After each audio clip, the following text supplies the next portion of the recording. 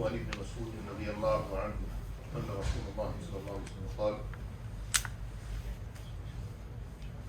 يبعث مناد عند حضرة كل صلاة فيقول يا بني آدم قوموا فأطفئوا ما أوقدتم على أنفسكم فيقومون فيتطهرون ويصلون الظهر فيغفر لهم ما بينها فإذا حضرت العصر فمثل ذلك فإذا حضرت المغرب فمثل ذلك فإذا حضرت العتمة فمثل ذلك فينامون فمدلج في خير ومدلج في شر رواه الطبراني.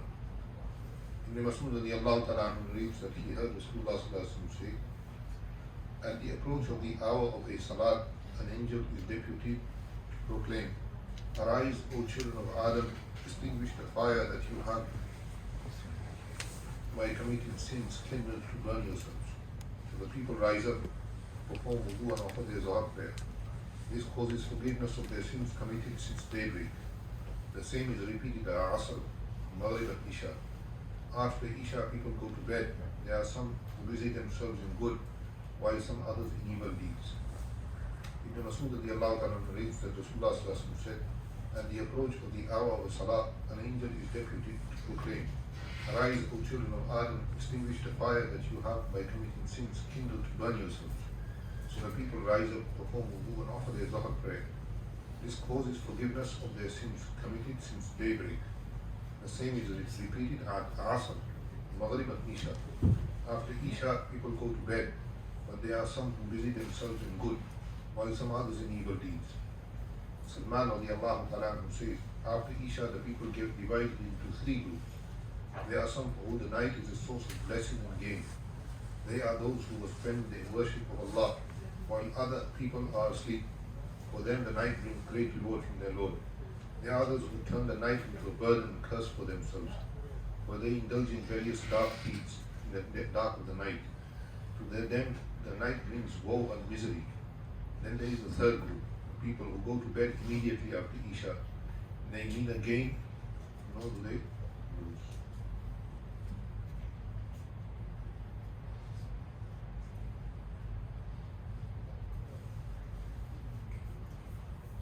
وعن جابر رضي الله تعالى عنه عن رسول الله صلى الله عليه وسلم قال أفضل الذكر لا إله إلا الله وأفضل الدعاء الحمد لله. Rasulullah صلى الله عليه وسلم said, from all the dhikr, the repetition of La ilaha illallah is the best. Of all the du'as, Alhamdulillah is the best. Nabi Kareem sallallahu alayhi wa sallam said, of all the adhkar, the repetition of La ilaha illallah is the best. And of all the du'as, Alhamdulillah is the best. La ilaha illallah is the best of dhikr is quite evident. It is described as such in many ahadith. In fact, the whole of deen depends on this kalima, tawheed. Therefore, there can hardly be any doubt that it is the highest of all adhkar. Alhamdulillah has been regarded as the best dua, because praising one who is the most benevolent person is in fact the form of begging.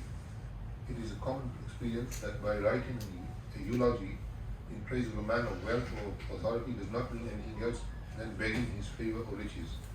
Ibn Abbas radiallahu ta'ala says that one who recites Alhamdulillah should follow it by La ilaha illallah, because Allah ta'ala says in the Quran, فَدْعُوهُ مُخْلِصِينَ لَهُ الدِّينَ.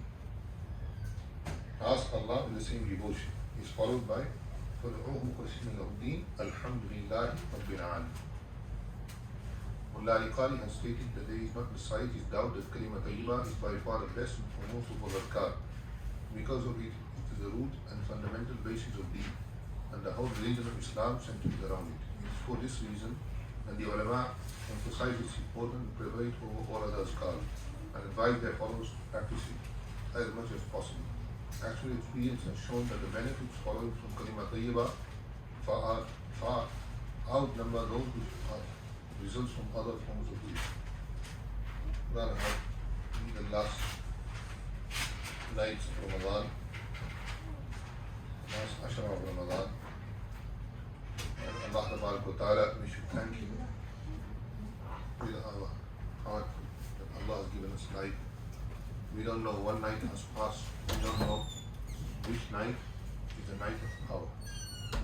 the night of Laylatul Qadr. We don't know. Maybe it's past, maybe it has to pass. Allah knows best. The Nabi Sallallahu Alaihi Wasallam said, "Tulsuha fi ashr al-awakhir, 21 و23 و25 و27 و29 21, 23, 25, 27, 29. And it could be in between that also. So that doesn't mean that because tonight is not an odd night, we should neglect it. No. If we did Maghrib Salah, and if we did Isha Salah and Fajr Salah, then inshallah we will have, if nothing else, done Salah in Laylatul Qadr. If it's Laylatul Qadr, Allah knows best. If we can, we should give something in charity. If we can, make dua for ourselves, for our children, for our generations to come. Make dua to Allah subhanahu wa ta'ala. That Allah subhanahu wa ta'ala, He gives us and our families Deen and Islam till the last breath. Those who don't ask Allah, Allah has no need for them also. Remember this. Those who don't ask Allah, Allah has no need for them also. But those who ask Allah, Allah loves them. وَإِذَا سَأَلَكَ عِبَادِي عَنِّي فَإِنِّي قَرِيبٌ أُجِيبُ دَعْوَةَ الدَّاعِ إِذَا دَعَانِ أُجِيبُ دَعْوَةَ الدَّاعِ إِذَا دَعَانِ فَلْيَسْتَجِيبُوا لِي وَلْيُؤْمِنُوا بِي لَعَلَّهُمْ يَرْشُدُونَ. Allah Tabaraka wa Ta'ala will guide us if we ask Allah subhanahu wa ta'ala.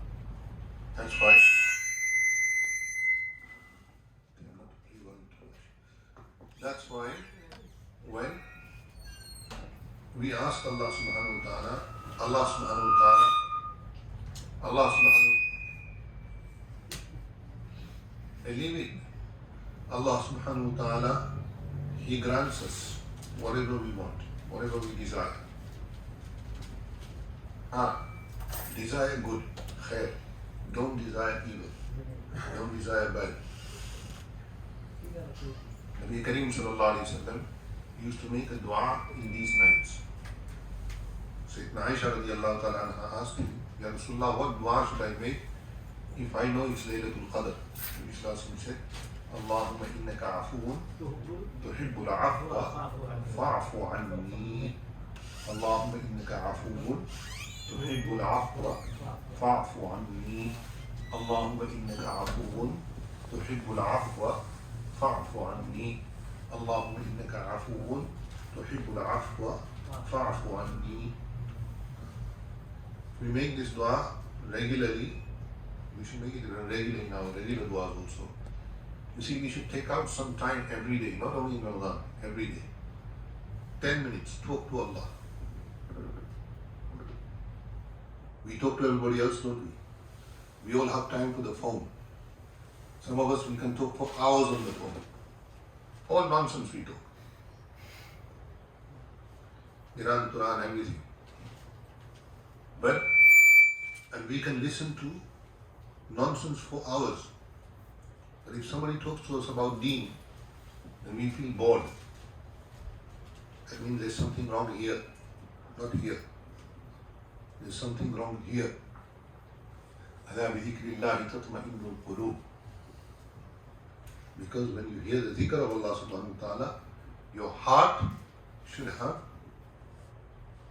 tranquility, peace inside.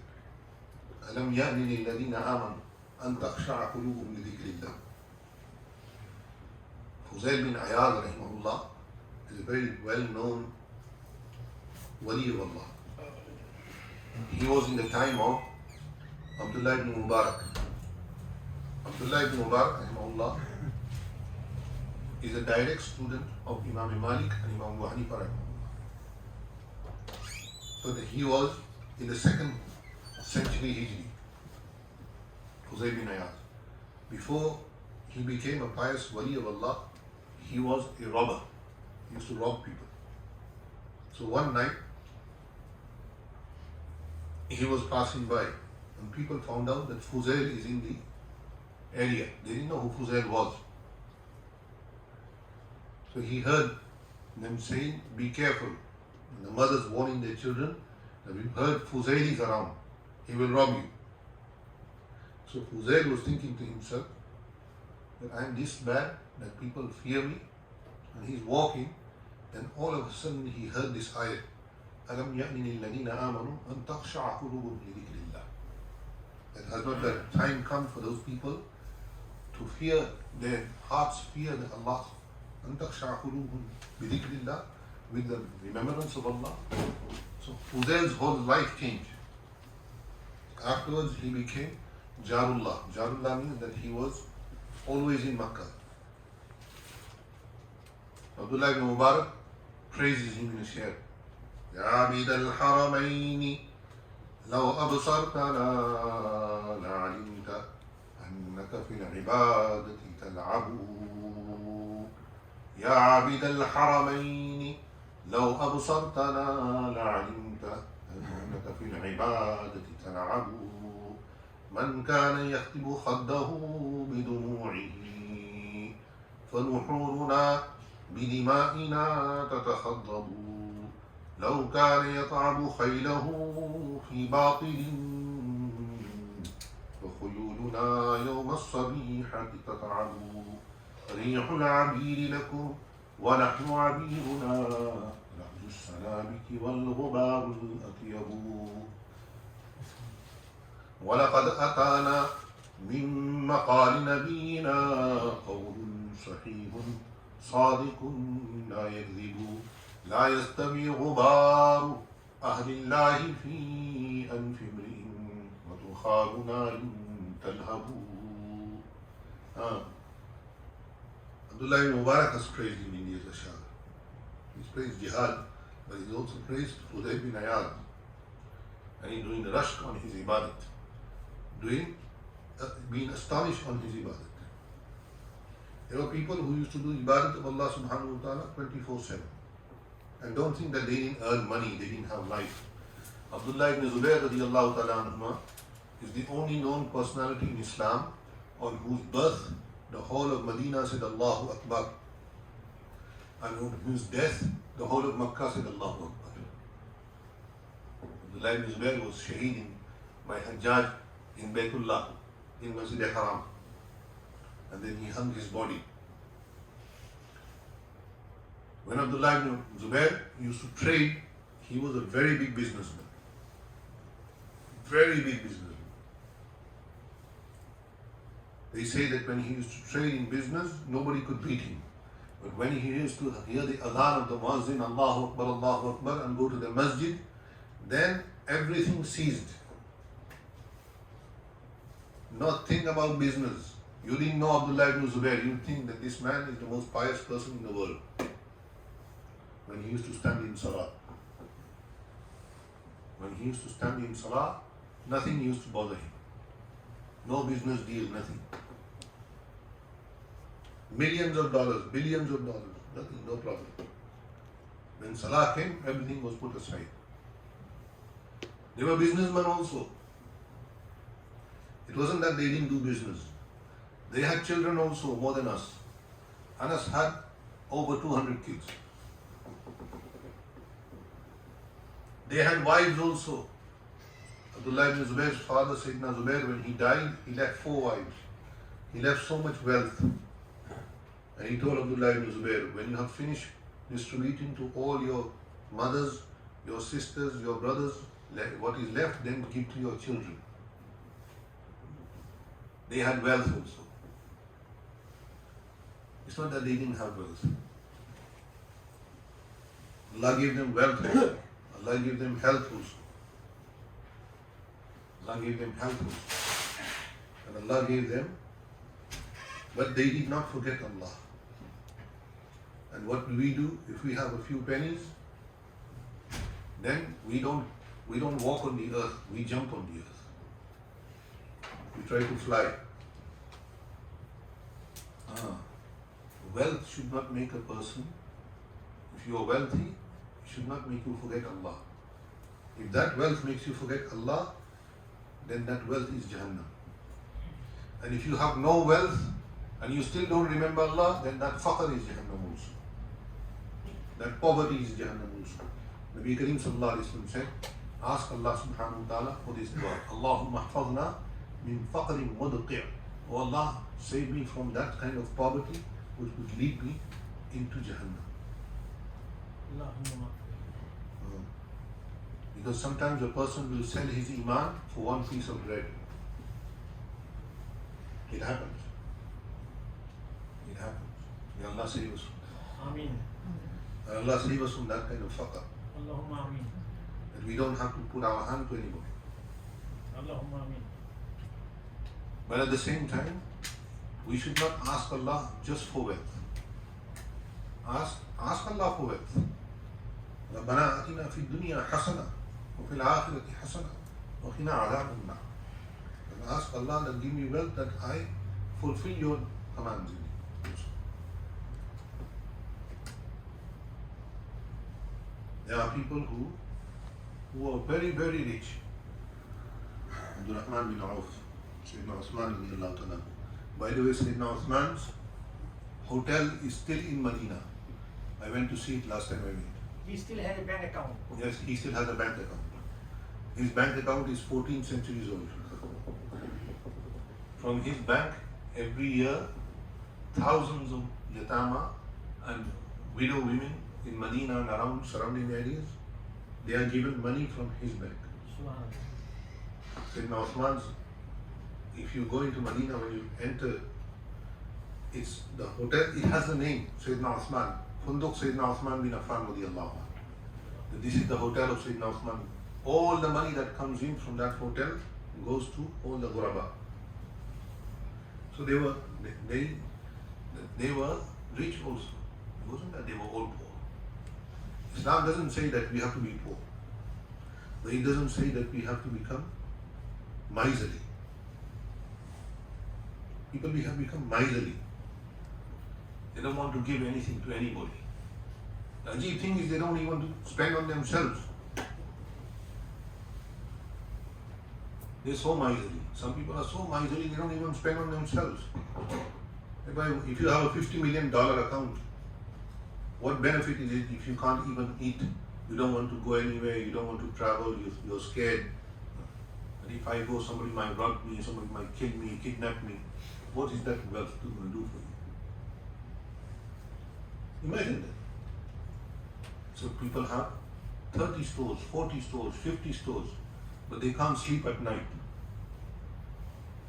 Because they're always, either they're scared of the IRS,